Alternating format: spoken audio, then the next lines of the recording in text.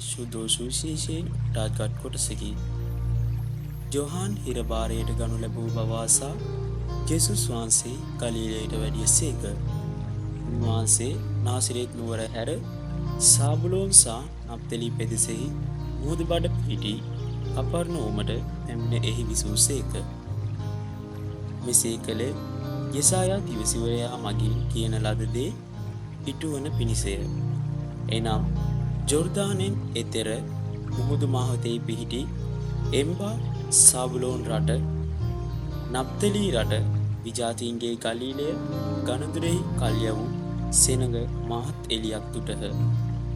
මරණ අඳුර ඇති දේශයෙහි වෙසෙන්නවුන්ට එළිය උදා වී යයි යනුයි.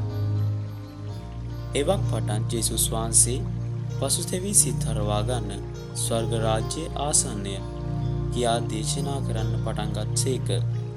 තවද ජේසුස් වහන්සේ ඔවුන්ගේ ධර්මශාලාවල අනුශාසනා කරමින්ද රාජ්‍ය පිළිබඳ සුභාෂ්ණ දේශනා කරමින්ද සෙනඟ අතර සියලු ආකාර ලෙඩ රෝග සුව කරමින්ද ගලීලය පුරා සැරිසැරූ සේක. උන්වහන්සේගේ කීර්ති රාවය සිරියාව පුරා පැතිරිණි.